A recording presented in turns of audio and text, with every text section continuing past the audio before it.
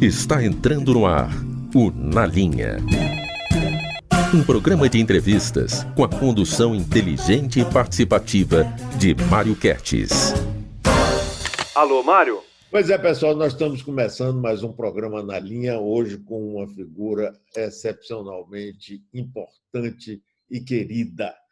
Trata-se do historiador, professor, comentarista de televisão, de rádio, jornal, inclusive já foi comentarista aqui da Metrópole, hoje tem um YouTube, blog do Vila, que tem uma audiência extraordinária todos os dias. Eu estou me referindo a Marco Antônio Vila. Ele é formado em História, mestre em Sociologia e doutor em História Social. Marco Antônio, que prazer mais uma vez conversar com você. Tudo bem com você, meu amigo? Tudo bem, é um prazer, Mário, conversar com você, com os amigos da Bahia. Eu devo muito à Bahia. Ela quase que me deu também régua e compasso para que eu pudesse compreender o Brasil. Então, é sempre um grande prazer conversar com vocês, com os amigos da Bahia, com os amigos da Rádio Metrópole. É sempre muito legal, e principalmente num momento tão complicado como é o nosso, que nós estamos vivendo, né? Complicado para diabo. Mas a gente sempre vai encontrar saída. Em outros momentos encontramos, também encontraremos nesse, com certeza. Marco Antônio, veja bem, esse é um momento absolutamente, concordo totalmente com você, absolutamente complicado. Agora, veja bem, essa complicação já vem há alguns anos e você vem sendo um crítico duro, não é, de muitos anos. Inclusive, já escreveu livros desde o julgamento do Mensalão, que você considerou o maior caso de corrupção do país. Você escreveu sobre a ditadura brasileira, dando sua opinião, a década perdida, a eleição de 2014, que você chama um país partido, e a eleição mais suja da história. Depois você escreve sobre Collor. Depois você entra aí onde nós estamos. Agora, começando um pouco desse período, há poucos anos atrás, como é que você vê? Fale aí para a gente um pouco sobre esse acompanhamento todo, desde a época do PT, Mensalão, Dilma, eleição, até chegarmos onde estamos hoje. Olha, Mário, eu me aposentei, né? Mas eu vim da universidade, fiquei 30 anos na universidade pública, né? E antes eu tinha trabalhado no ensino médio, né? Como professor. E na universidade eu tinha me dedicado inicialmente, os primeiros 10 anos, como professor de História da América, especialmente da América Latina, e eu estudava o México, que eu gostava e gosto muito. Agora é difícil acompanhar o México como eu acompanhava naquela época. Eu estudava o momento da Revolução Mexicana, né? Um período muito rico, 1910, 1940. Aí, dava aula na universidade, depois saltei para fazer o doutorado e fui para o México, inclusive. Fiquei lá um tempo e o doutorado também era sobre o México, era os anos 1920, 1930, e estudar dois estados em que as ligas campesinas lá eram muito importantes. Então, fui trabalhar em arquivos, tal. Só que lá me deu uma luz, lendo uns textos, que eu falei o seguinte, duas coisas, uma menos importante. Eu falei, mas eu estou fazendo um negócio, acho que é legal, mas no Brasil as pessoas vão falar assim, mas o cara foi para lá para estudar uma coisa tão específica da história, importante, mas específica da história mexicana. Ele devia ter estudado também umas coisas do Brasil. E aí deu uma luz lá, eu sempre bem, com o Antônio Conselheiro apareceu uma noite para mim, o Antônio Conselheiro, e falou o seguinte, cara, falta estudar muita coisa sobre Canudos, estude Canudos. E sabe o que eu fiz? Olha a minha loucura, eu voltei para o Brasil, interrompi o doutorado, voltei para o Brasil e fui estudar Canudos, né? Isso foi em 1990, né? Aí estudei, fiz um livro sobre Canudos, a minha tese de doutorado tem várias edições, está esgotado, saiu a terceira edição, está esgotada. E aí eu tive muito contato com a Bahia, claro, né? E aí eu fiz durante o doutorado, eu tive liberação de 2 anos, eu fiquei aqui na Biblioteca Mário de Andrade, em São Paulo, durante 2 anos, de segunda a sexta, entrando às 9 e saindo às 18. Entrando às 9 e saindo às 18. Algumas vezes eu nem descia para almoçar. E fiquei lendo milhões de coisas sobre a independência, o primeiro reinado, regência, o segundo reinado e o início da República. E entendendo também as questões religiosas que estão afeitas a Canudos. E aquilo foi foi um aprendizado, foi um novo curso que eu fiz para mim, de história do Brasil, graças a Canudos, né? Eu falei que foi ali que possibilitou ter uma nova leitura. E aí eu continuei na universidade, preocupado com o Nordeste. Aí eu fiz um livro chamado Vida e Morte no Sertão, História das Secas no Nordeste no século XIX e XX, que tem 4 edições, a 4ª edição está esgotada, que nessa discussão sobre transposição foi muito usado, umas questões históricas. E aí eu entrei nesse século, aí eu falei assim, olha, eu estava querendo mudar um pouco, passar um pouco para a história política, sair um pouco da história social tal, e para a história política. E aí acabou havendo uma conjunção com um grande jornalista, com o Hélio Gaspari, isso, ele até, o doutor, ele está aqui a uns 300 metros daqui, que ele tem um escritório aqui pertinho, 200 metros. Aí ele estava fazendo o livro sobre a ditadura, só que não tinha saído. E havia a lenda, inclusive, que o livro não existia, que era tudo conversa, que ele estava falando há 10 anos do livro, cadê o livro, cadê o livro? E ele tinha lido meu livro sobre Canudos, o livro sobre a seca, e aí ele tinha me pedido, quando eu estava terminando o livro sobre a seca, ele falou assim, pô, você podia me ajudar a ler aqui os originais, dar uma olhada no arquivo, tal, a gente ficar batendo papo. Eu falei, olha, eu estou acabando um livro que está me deixando louco sobre a seca, eu terminando, eu te aviso. Aí terminei, o livro saiu, aí eu falei para ele, ele até comentou na página dele, na época era uma página inteira que saía na Folha e no Globo, e em outros jornais, em todos os estados. Aí eu ele me mostrou o arquivo que ele tinha, que o Heitor Ferreira, secretário do Gás, eu tinha passado. Realmente o arquivo é fantástico, assim, é uma grande parte. Ele, na época, tinha quase tudo no computador, no Macintosh lá que ele tinha, e ele tinha uma biblioteca, porque ele acabou doando para a Biblioteca Mário de Andrade, por isso que eu estou dizendo tinha. Uma biblioteca que ocupava um apartamento inteiro, sabe? E tinha coisas que eu conhecia, mas muitas que eu desconhecia. E eu aproveitava, enquanto eu ia lendo lá os originais do livro dele, os 2 primeiros volumes, eu ia dando uma olhada também naqueles livros. Tal. Então, eu passava 1, 2 vezes por semana, ia lá, eu já tinha a chave, ele tinha me dado a chave, chegava lá, entrava e ficava lendo. E aí eu comecei a repensar umas questões sobre o governo Jango, né? Foi aí que eu fui para a história política. Porque, para mim, o governo Jango, eu tinha 2 lembranças. Uma cinematográfica, o filme do Silvio Tendler, né? Sobre o Jango. E outra pessoal, minha. Eu tinha 8 anos de idade, eu nasci em São José do Rio Preto, e em 1963, o João Goulart visitou Rio Preto, foi para Catanduva, uma cidade próxima, e Rio Preto, que era uma espécie de capital, era e é capital regional ali, né? E eu vi o Jango muito de pertinho, porque eu morava na rua Bernardino de Campos, e o prédio onde eu morava tinha a Rádio Independência, que depois teve lá o J. Ávila, esse pessoal nasceu ali. Aí eu vi ele atravessando a rua, assim, estava todo mundo lá, o presidente da República em Rio Preto, eu vi ele numa distância de uns 10 metros. Tal. Eu fiquei com uma imagem simpática, era um sujeito simpático, assim se olhava, muito cordial. Tal. E o filme do Tendler também. Só que eu estava um pouco desconfiado dessa interpretação. E aí comecei a ler aquela montanha de livros que tinha lá no Gasto e comecei a repensar, e veio a ideia.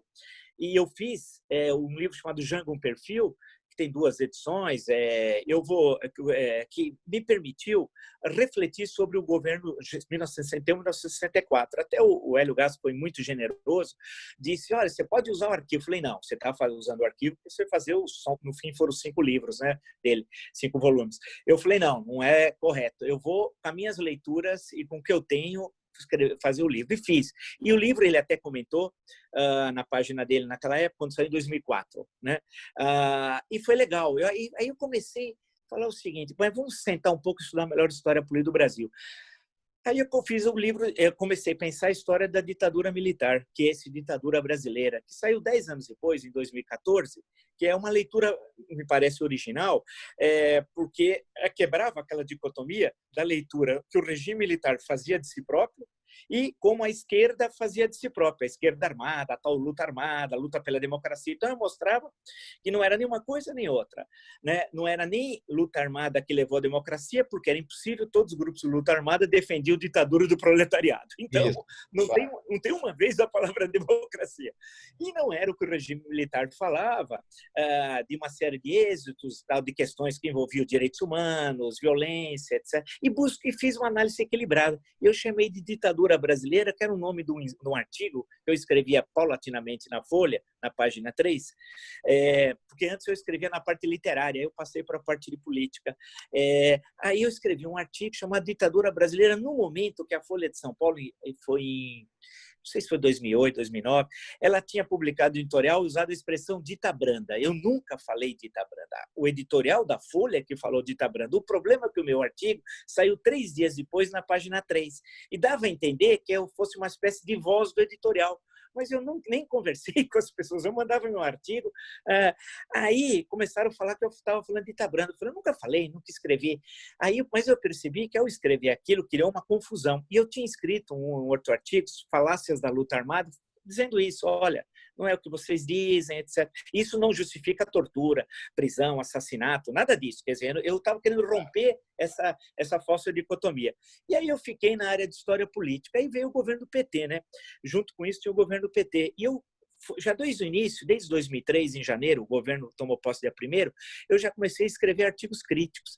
Eu lembro, o primeiro foi sobre a eleição do Sarney para presidente do Senado em 2003, fevereiro de 2003, né?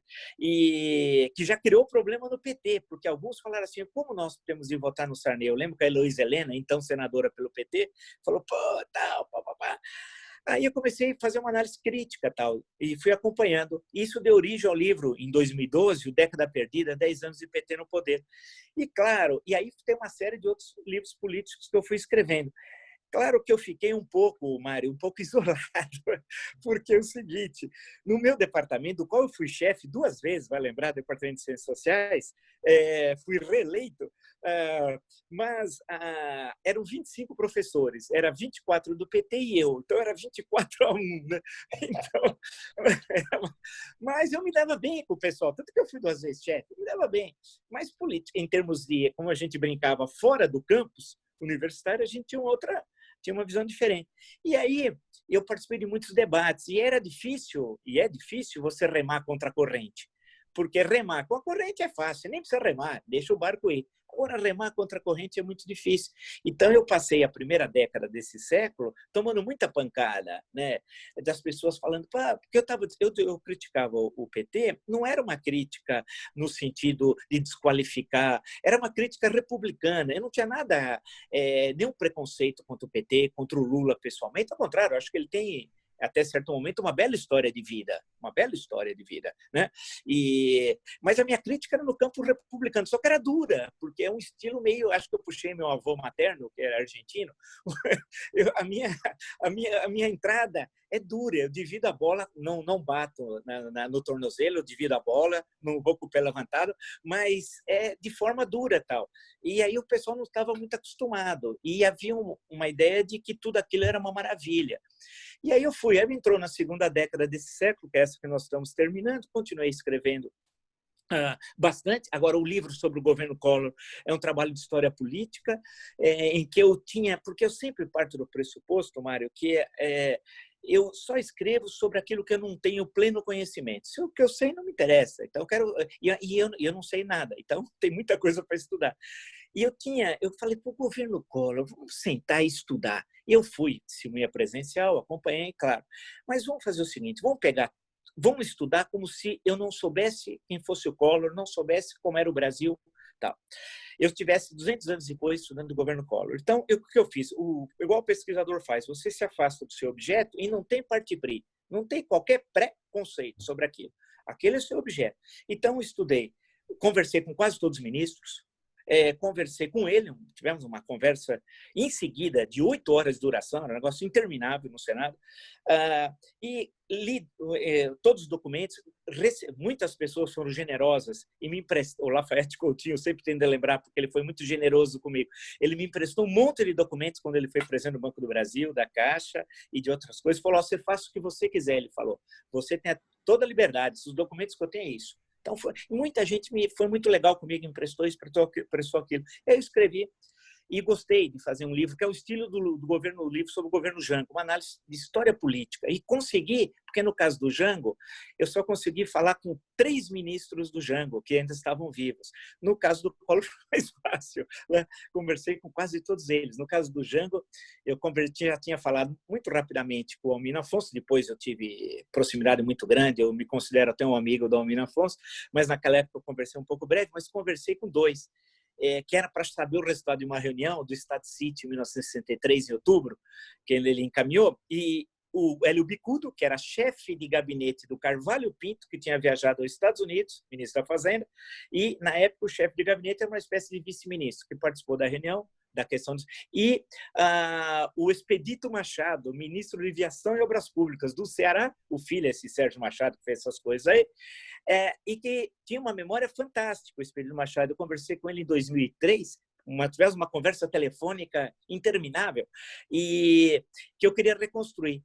No caso do governo Collor, foi mais fácil, né? Pela proximidade cronológica. Então, eu juntei todos os documentos e escrevi um livro que eu acho que é uma boa análise de história política, né? E aí passei também por essa questão que você falou da eleição de 2014, e aí agora tem o último trabalho que saiu, foi a História em Discurso, 50 discursos que mudaram o Brasil e o mundo, que tem várias edições, e estou trabalhando, e que a minha editora não ouça o que eu estou falando para você, que eles não ouçam, que eu estou atrasado, que é uma história concisa do Brasil, e que eu estou trabalhando igual um maluco, e a cada dia eu vejo que eu sei menos, parece aquela questão socrática, né? Porque tem tanta coisa para resolver, mas está quase toda escrita, 80% é escrito, e então estou trabalhando bastante e participando, como você lembrou, no jornalismo, né? E aprendi muito, porque nos livros de história que eu escrevi, os jornais foram fontes. Eu aprendi com grandes jornalistas, eu tenho profunda admiração pelo Castelinho, pelo Carlos Castelo Branco, né?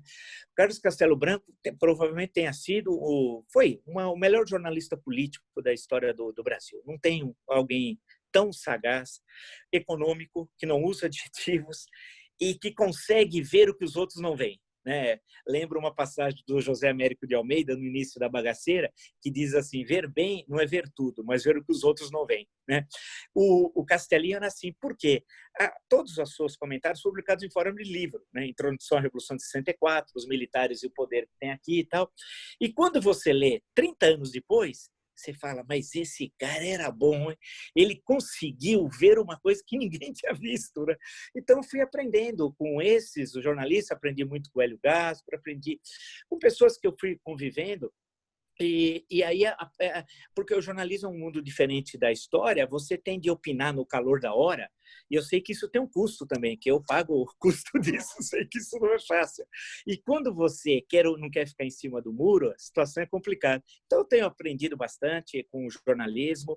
É um outro mundo muito tenso. Eu não imaginava, quando eu comecei, a partir especialmente de 2015, que eu tenho uma dedicação bastante grande, me falaram assim: olha, a tensão é grande no jornalismo. Eu falei: isso daí está exagerando, né? É uma loucura, é muita tensão, é muita pressão, ninguém está satisfeito. Você fala A, o B reclama, você fala o B, o C reclama, quer dizer, todo mundo reclama, mas tenho aprendido muito, tenho a consciência tranquila de tudo que fiz e faço, com um enorme prazer, e gosto muito. Agora, fico angustiado também, eu presumo você também, com os rumos do Brasil. A gente tem uma angústia, porque eu acho que a gente tem tudo para dar certo, mas a gente não consegue dar certo. E isso me deixa angustiado, porque o tempo, como dizia o Fiore Gilhote, um grande locutor esportivo de São Paulo, já falecido, ele dizia: o tempo passa, dava uma angústia quando o teu time estava perdendo. Então, eu lembro disso agora, vendo tudo que está acontecendo, porque nós temos tudo para dar certo, né? Porque se nós tivéssemos no deserto de Saara, deserto de Xinjiang, tivesse tsunami, terremotos, furacões, tivesse um povo preguiçoso, o nosso povo é muito trabalhador. Não, nós temos tudo aí. Dura isso. Parece um time que tem vários craques, mas que está sempre ameaçado do rebaixamento. Agora, Vila, 2014, você disse que foi uma eleição mais suja da história. Fale um pouquinho sobre essa eleição aí para a gente depois chegar. Mário, foi a eleição do Petrolão. É a eleição do Petrolão. É o momento que foi a eleição mais cara da história. O João Santana, aí da Bahia, né? E Patinhas, como ele é conhecido na Bahia, né? Ele que organizou toda o marketing da campanha, e foi suja no sentido de ter o dinheiro do Petrolão. O que fizeram com a Marina foi uma coisa assim inacreditável. No momento, no final de agosto, início de setembro de 2014, a Marina estava em primeiro nas pesquisas, porque no dia 13 de agosto houve aquele acidente aqui em Santos, a morte do Eduardo Campos. Isso. Ela era vice, passou para ser candidata a presidente.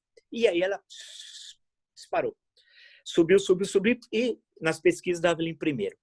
Ela foi, nunca vi na história do Brasil uma candidatura que tomou tantas pancadas e tantas fake news, porque para mim fake news eleitoral nasceu em 2014, não em 2018, nasceu em 2014, né? Contra a Marina, porque destruíram a Marina, não tinha as redes sociais com a força que tem hoje, né? Destruíram. Eu lembro que aqueles spots de 30 segundos que o João Santana fazia, eu lembro de vários deles. Um deles sobre o Banco Central. Aí punha assim, a Marina quer dar autonomia para o Banco Central. Aí, a comida de uma família pobre começava a desaparecer os pratos. Eu me lembro disso. Aí, a maior parte do eleitorado não tem a mínima ideia do que é o Banco Central e muito menos de sua autonomia. Porém, contudo, todavia, sabe que o prato sumiu. Isso aí deve ser coisa ruim, né? Porque estão tirando a nossa comida, né? Então, aí ela fazia depois uma série de referências sobre as questões sociais do PT corretas, aí aquilo ia sumindo, subia os livros escolares, etc. Foi um bombardeio total. E ela não tinha estrutura. Eu acho que ela, primeiro, não tinha estrutura partidária. Não tinha um grupo que a sustentasse, que servisse como anteparo, uma blindagem, como todo candidato tem. Ela tinha de falar por ela, não tinha alguém que falasse por ela. Não pode um candidato sempre falar por ele, né? E eu acho que emocionalmente ela ainda tinha uma relação afetiva com o PT, presumo eu, isso é a minha psicologia de botequim. Ela ainda tinha uma relação afetiva e nunca imaginava que aqueles ex-companheiros pudessem fazer o que fizeram com ela. E eles fizeram sim, porque lembre-se, Mário, eles diziam, feio é perder a eleição, né? A Dilma diz, feio é perder a eleição. Então, para ganhar a gente faz qualquer coisa. E aí, aquela eleição foi uma coisa horrível. Por outro lado, quando chegou o segundo turno, é bom lembrar que os dois, tanto Dilma, produto do Petrolão, e o Aécio estavam envolvidos, mas não se sabia ainda, à época, ao menos sabia-se de ouvir, de falar, as pessoas falam, fofocas para a gente, né? O envolvimento com todo esse esquema de corrupção do Aécio. Falavam na época, mas a boca é pequena, da cidade administrativa lá de Belo Horizonte, pessoas, mas não tinha inquéritos, processos, tal, ele gravado, sendo falando, não tinha. Então, ele parecia até o candidato impoluto, de mãos limpas, igual o Fernando Ferrari em 1960. Esse era que tinha mãos limpas mesmo. Mas, porém, aí nós ficamos sabendo isso depois, né? O que mostra que a nossa crise não é 2020. Aí que você falou, se a gente for puxar o fio, está lá atrás, né? Em que a coisa degringolou e nós perdemos o rumo. E, infelizmente, estamos agora numa encruzilhada de difícil solução para encontrar qual é o caminho para sairmos disso tudo, né? Agora, e depois veio o impeachment de Dilma e a ascensão de Temer. Você acha que esse impeachment de Dilma foi um ato juridicamente perfeito ou foi um ato político? Eu tive a oportunidade, inclusive, de entrevistar ela depois, antes várias vezes, mas depois ela me deu uma entrevista de mais de 1 hora. Eu perguntei, presidente, a senhora não percebia que havia toda uma oposição política jogando nos fracos do seu governo, inclusive na sua inabilidade política, do pessoal que não soube construir uma base parlamentar, ela chegou e disse: não, eu subestimei isso. Como é que Subestimou você mesmo. interpreta o impeachment de Dilma? Olha, tem primeiro essa questão que é difícil um presidente não ter um terço, no mínimo um terço da Câmara dos Deputados, né? Precisa ser muito ruim, né? E principalmente quando era um governo que tinha começado em 2003, né? 13 anos depois, você não tem um terço da Câmara para barrar a solicitação do processo de impeachment, o que mostra, é claro, a falta de articulação política e o desprezo até pela política e pelo parlamento, né? E ela acabou pagando por isso. Agora, em termos de crimes, de crime de responsabilidade, afinal, o impeachment pode ter infração penal comum que o Supremo é que vai processar e julgar, ou crime de responsabilidade que é feito ao Senado, né? Autorizado das duas formas pela Câmara. Nesse caso, eu acho, Mário, que o PT faltou articulação. Agora, o crime das tais pedaladas fiscais, alguns falam, outros presidentes fizeram também. Se fizeram ou não, eu não sei, teria de chegar e estudar. Mas ela tinha cometido aquelas, realocando o orçamento de forma indevida e fazendo gastos indevidos. Agora, isso deve-se à crise econômica de 2015 e 2016, que nessa década, excetuando 2020, esse ano que nós vivemos, foi o pior biênio da história republicana, 2015 e 2016, foi um tombo. Claro, quando você tem um tombo daquele na economia, tem um reflexo na política. O Collor cai também em plena recessão de 1992, né? Não é que é um determinante sempre da economia, mas ela conta muito, né? Então, outros, eu sempre brinco, o Collor, a prova material contra o Collor, todo mundo pode se lembrar do Paulo César Farias, que pôs o irmão, durante um período, secretário-geral do Ministério da Saúde, falar disso. Mas a prova material era a compra do Fiat Elba. Essa era a prova material do crime. Era um cheque nominal, porque é curioso que o cheque nominal foi criado pelo Plano Collor, porque até então só havia cheque. Foi, exatamente. E ele acabou sendo vítima do que criou, porque se fosse o cheque ao portador, não pegava, né? Aí, com o Fiat Elba, a Dilma teve as pedaladas. O atual tem 103 mil mortos, né, no colo. Muito pior, evidentemente, além de outros crimes. Então, eu acho que no caso da Dilma, os dois não concluíram corretamente o processo de impeachment, né? Porque é bom lembrar que o Collor renuncia na sessão de 30 de dezembro de 1992, às 10h30 da manhã, mais ou menos, e teria de interromper o processo. Porque se ele renunciou, assume o vice, Itamar Franco, e interrompe o processo. Porém, o Senado disse que não, ia fazer uma votação se interrompia ou não. E aí o Josafá Marinho, aí da Bahia, do então PFL, fez um pronunciamento corretíssimo, juridicamente correto, na minha leitura, como historiador, não sou jurista, mas ele foi brilhante. Disse assim, não, encerrou. Ele renunciou, não pode. Portanto, nós não podemos fazer o impeachment de um presidente que já renunciou, isso não existe.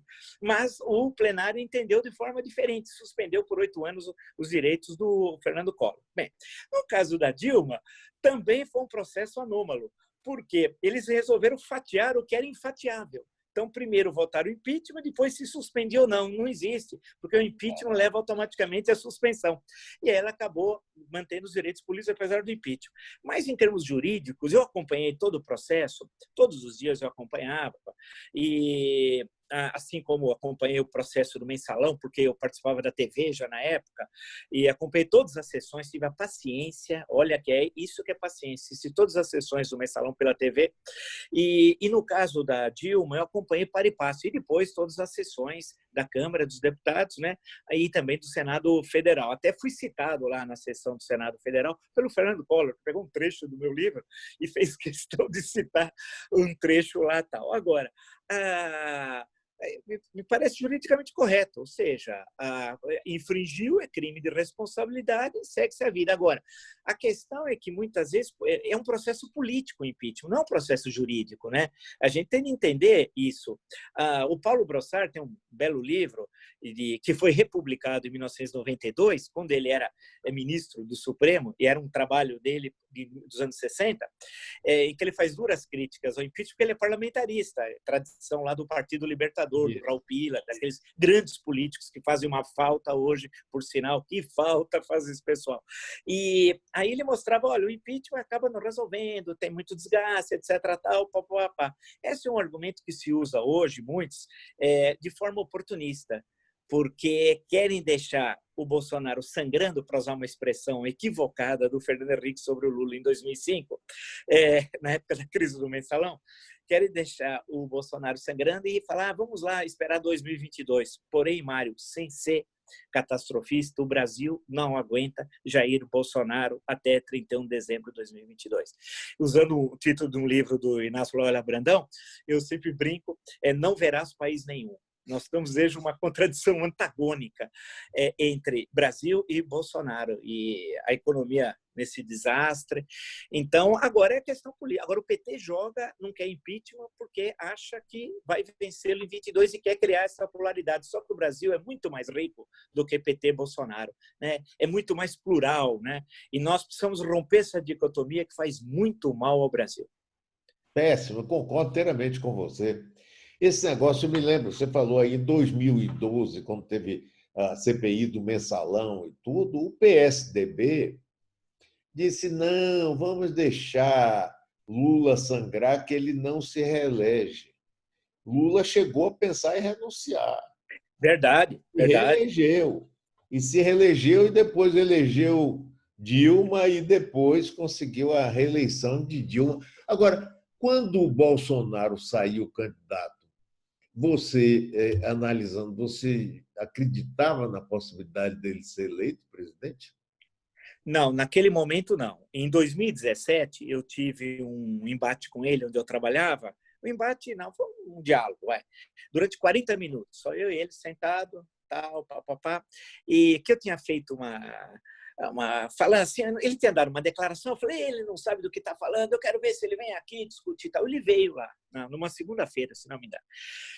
E aí ficamos eu e ele e tal. E na hora eu percebi, muitos anos de professor, eu dei 38 anos aula como professor, né? Ou no ensino médio e na universidade. E o professor passa a ter traquejo quando olha para alguém. Você pode até errar algumas vezes, mas você sabe quando a pessoa entende do que fala, por algumas palavras, você já saca tal. E eu, na primeira questão que eu coloquei para ele, falei, pô, ele não está entendendo nada do que eu estou perguntando. Era uma coisa tão banal que eu perguntei, aí que começaram a falar que ele não sabia nada de economia, né?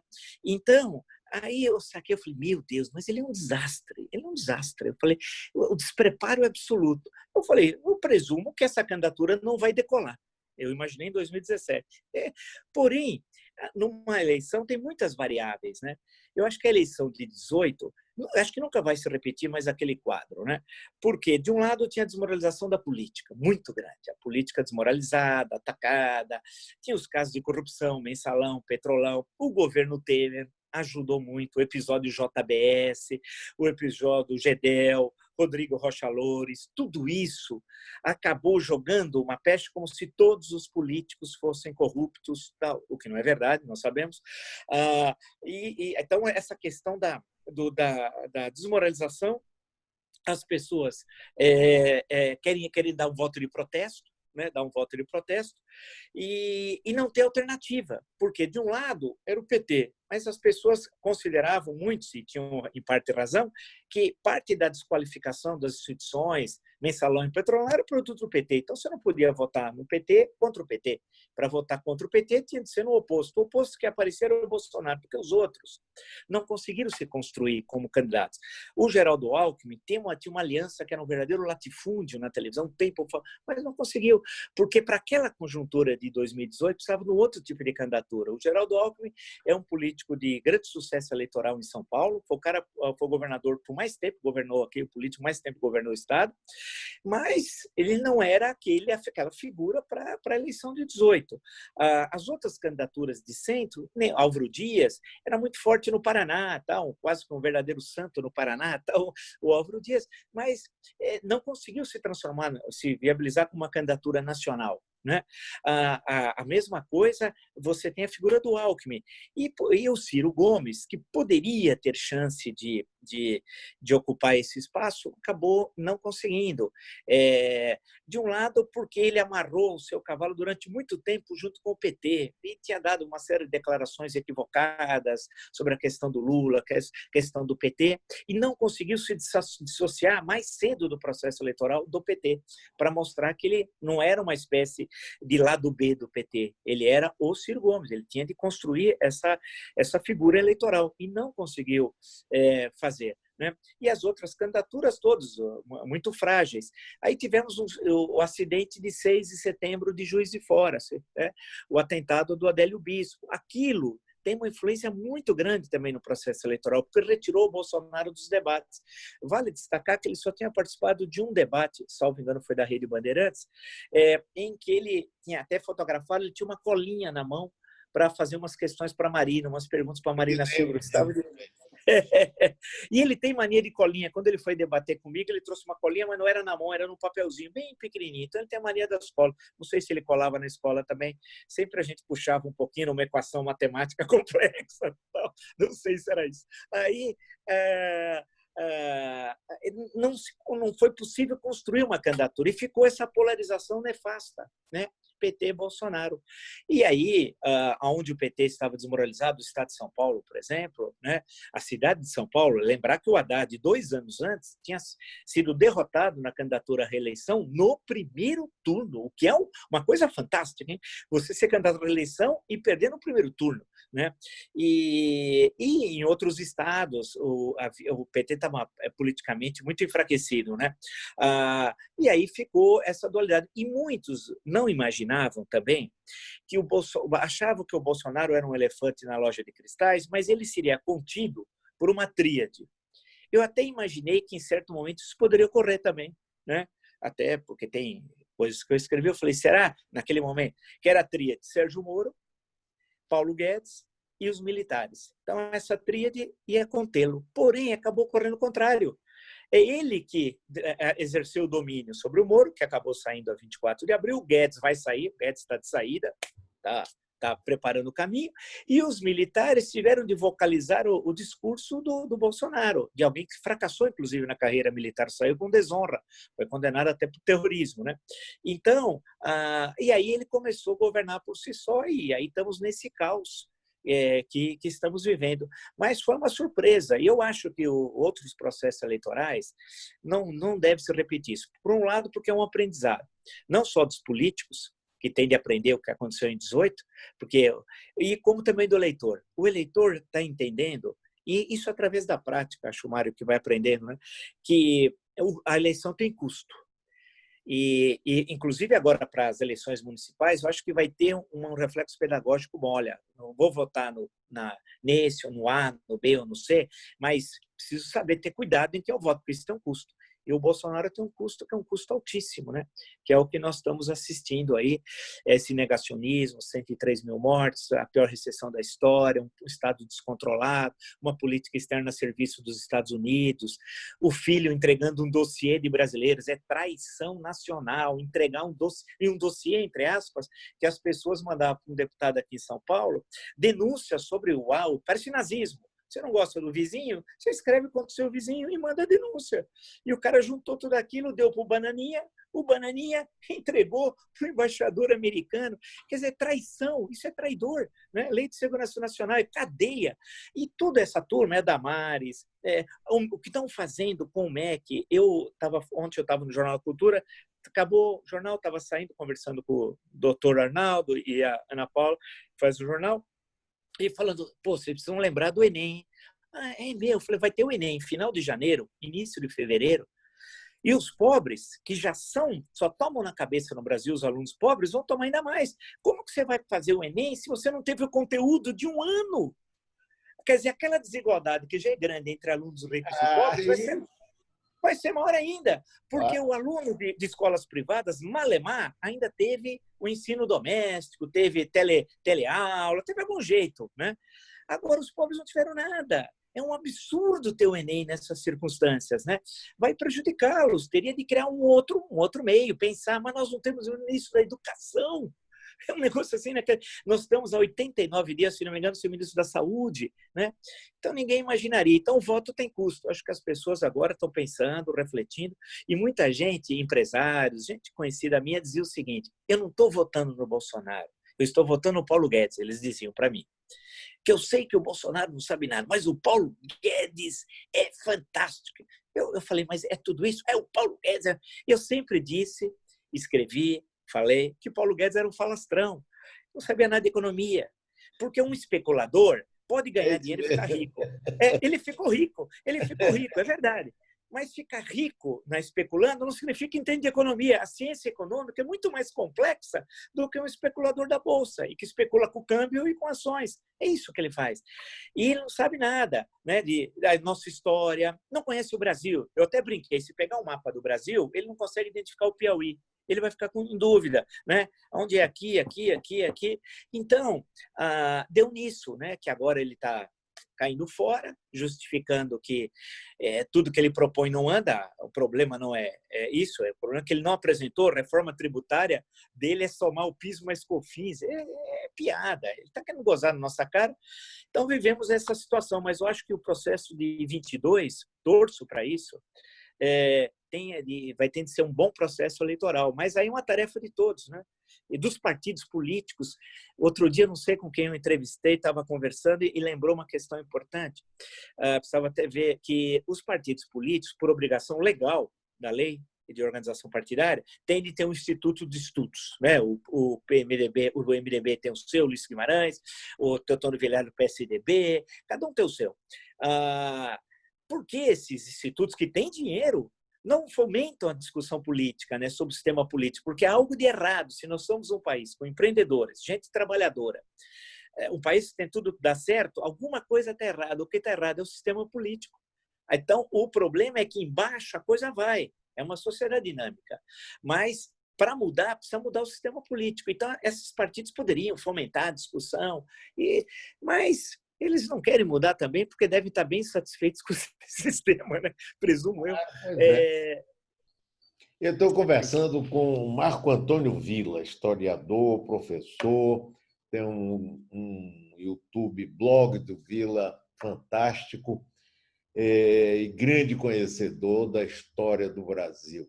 Agora, Villa, a gente vê Bolsonaro na pandemia, morrendo 103 mil, a economia se arrastando, a gente vê ele ficou quieto agora, depois da prisão de Queiroz, né? A gente vê as acusações dos depósitos na conta até da primeira-dama, dos filhos, tudo, um bocado de irregularidades, os ataques diretos ao Supremo Tribunal Federal, aquela reunião do dia 22 de maio que ele disse: vou intervir. E não acontece nada, absolutamente nada. Então, cada vez ele vai ficando mais... Se bem que agora ele está quietinho. Assim, dizem que Sarney não, Temer é o grande treinador dele, o coach dele. E por isso foi para o Líbano agora, dando toda a honraria. E aí, como é que você acha que ele não chega a 2022 ou chega? Olha, primeira questão, Mário, ter o Temer como coach. O Temer, para sair do Brasil, precisou da autorização de um juiz, Claro. Porque é réu em dois processos, acusado de corrupção. Se é ou não é, isso eu não sei, a justiça é que vai dizer. E ele vai para um país em que a questão da corrupção é o cerne hoje da crise política no Líbano, é a questão justamente da corrupção. É o país da piada pronta, nossa. Mas tudo bem. Vamos ver o que vai dar. Agora, eu acho que ele não chega. Eu sempre falei que ele não termina o mandato, né? Desde o ano passado, sempre disse que ele não termina. Pela conjunção de muitas crises. De um lado, você tem essa crise econômica muito severa, muito mais severa do que nós imaginávamos, e que vai deixar sequelas muito grandes, né? Sequelas na sociedade, né? Nós teremos, em dezembro, o Natal mais triste, mais dramático da história do Brasil, em número de desempregados, e sem possibilidade de retornar ao mercado de trabalho. né? Além daqueles que já estavam fora do mercado de trabalho e se viravam, são os 38 milhões que foram descobertos agora, eu achei ótimo isso, que se viravam como podiam. Então, a crise econômica é grave, o Brasil não tem rumo econômico, nenhum. Agora diz a divergência de hoje entre os militares e que estão atacando agora o Guedes, os militares do Planalto, dizendo que o Guedes não sabe nada, tal, papapá, papapá. Eu estou dizendo isso desde o ano passado, agora que eles descobriram. E agora os militares são taxados de desenvolvimentistas e o Guedes de... Eu achei patético, de liberal. Primeiro, os militares nem sabem o que é desenvolvimentismo, né? Contar a história do Brasil desde 1930, que nós tínhamos um projeto nacional, nós sabíamos o que queríamos, tínhamos uma política externa independente, tínhamos o grande desenvolvimento da indústria, né? Eu conversando com o Dr. Delfineto, sempre converso uma vez por semana, ele falou, olha, o relatório do Banco Mundial de 1980, o Brasil era entre os países emergentes que tinha a melhor indústria, a mais forte indústria dos países emergentes.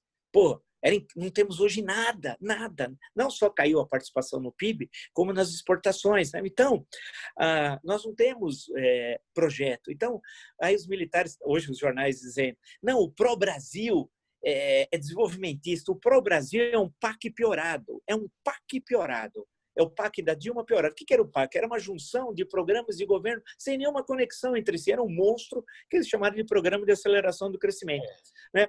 Esse pró-Brasil é a mesma coisa.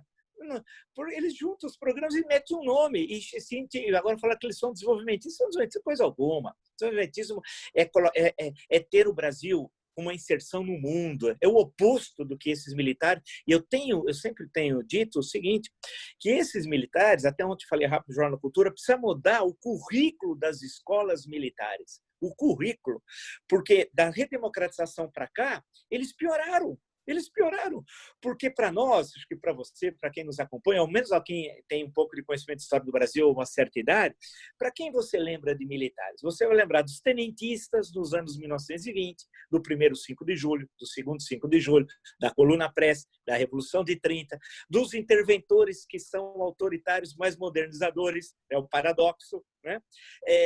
Que tinham boa parte deles ultranacionalistas, que tinham uma visão de Brasil, você pode discordar uma coisa aqui, outra lá, mas tinham, e sabiam escrever. Você pega essa geração, o pessoal era bom, escrevia, bons oradores, tal, tanto que eram chamados de bacharéis de farda, muitos chamavam de forma pejorativa de bacharéis de farda, eram muito bons. Então nós tivemos toda essa corrente, longo percurso, e agora nós temos alguns que são, eu brinco, eu falo, eu conheço o exército do Cândido Rondon, do Marechal Lott.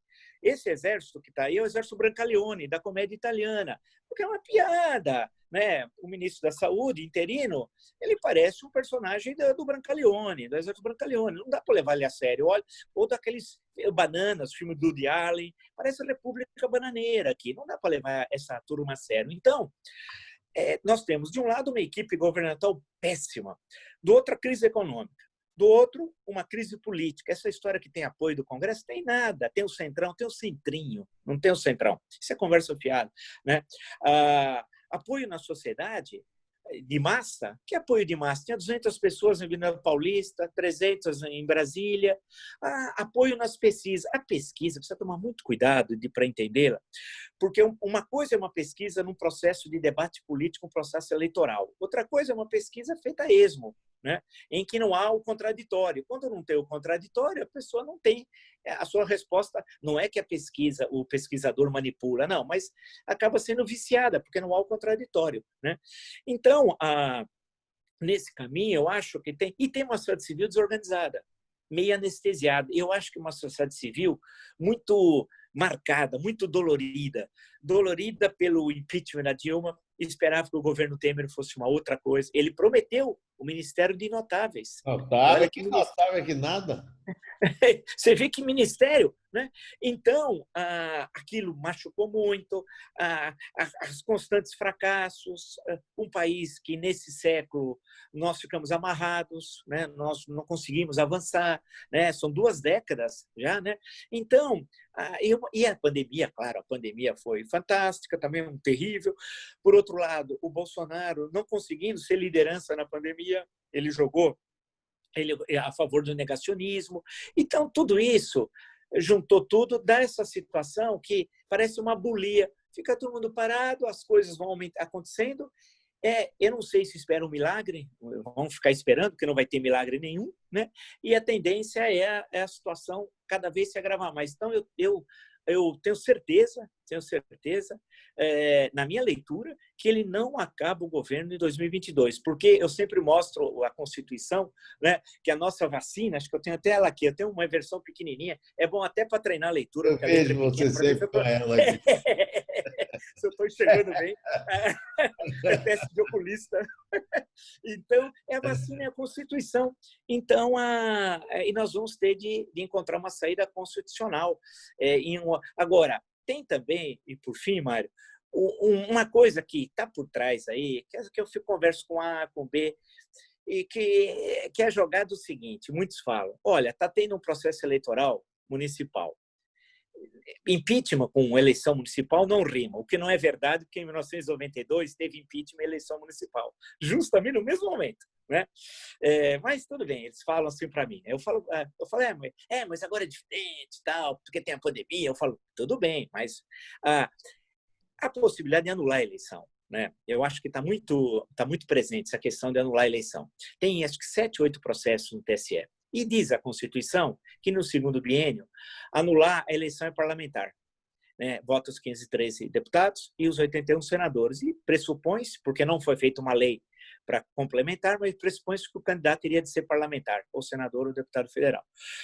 E é uma possibilidade de saída, né? Na hora que a coisa estiver muito grave mesmo, e seria uma eu acho esse tipo de divisão oportunista muito ruim, né? Eu acho que é melhor a gente encarar o problema. Encarar o problema é que temos um presidente com todas essas dificuldades aí de gestão, uma situação terrível, né? Se for confirmado que o filho dele entregou o dossiê para a Embaixada Americana, é caso de processo, não só cassação, é cadeia, que é traidor, né? Isso, se for verdade, o que esse Douglas Garcia, como eles são do mesmo time, pressuponho que deva ser, não sei. E então ele não termina, e vai ser bom para o Brasil, muito bom. E ele também pode usar, depende como ele sair, ele pode renunciar também, é uma possibilidade, né? E renúncia, ele mantém os direitos políticos e sai candidato em 22. É uma possibilidade. De antes de terminar o mandato, ele renuncia. Se não e aí usa, eu até fico pensando nos exemplos históricos de 62, o Jânio em 62 foi candidato ao governo do estado, em 61 teve a renúncia, o slogan aqui em São Paulo era: a renúncia foi uma denúncia. Então era assim, o Jânio, esse daí.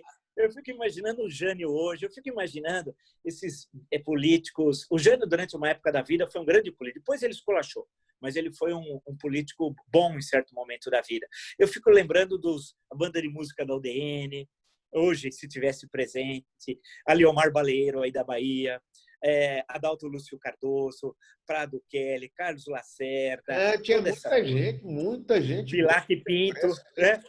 É fantástico, eu concordo inteiramente com você. E Jânio, eu tive várias vezes com o Jânio depois dele deixou a presidência, e ele era uma figura, rapaz, realmente, né, complexa, mas ele era um sujeito extremamente inteligente.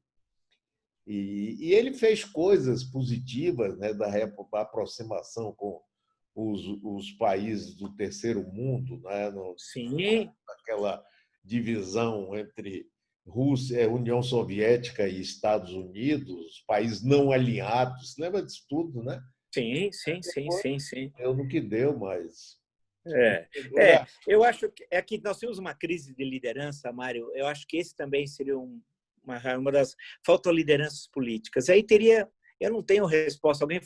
Eu já falei isso, as pessoas falam, mas por que dessa? As pessoas concordam, mas falam assim, mas por quê? Eu acho que pode ser que, de um lado, esse sistema político ele é tão blindado que ele exclui as potencialidades que existem na sociedade civil. Gente muito boa, que gostaria de fazer política, mas não tem espaço na estrutura partidária. Pode ser que, se tivesse voto distrital, seria diferente.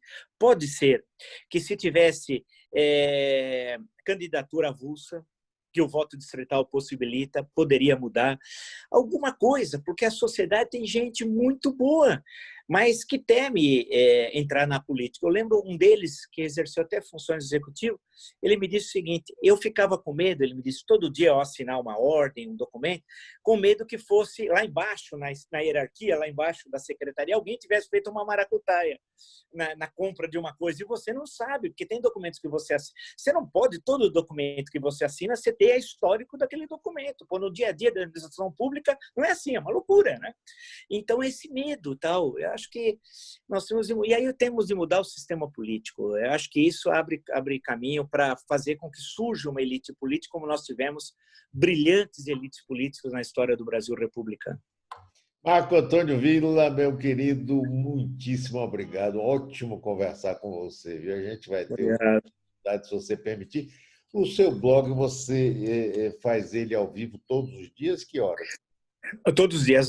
Geralmente às 18h30, ou algumas vezes é um pouco atrasado, 19h30. Depende do dia, porque algumas vezes a gente tem alguma dificuldade de tempo, as entrevistas, algumas vezes eu consigo marcar a entrevista, acaba sendo às 5 horas, a fala fica até um pouco mais tarde, então fica um pouco mais, normalmente em torno de 18h30, 19 horas é a hora que a gente está entrando. Aí o blog do Villa é Marco Antônio Villa, e lá nós também apresentamos também, tem a questão dos cursos de história, nós temos o História da Ditadura Militar no Brasil, isso está na plataforma www.cursosdovilla.com.br, e tem História Política das Funções Brasileiras, e tem mais 2 cursos que já vão ser oferecidos agora, acho que meados de setembro também, né? Estamos aí trabalhando. Haja energia, rapaz! Assim que é bom!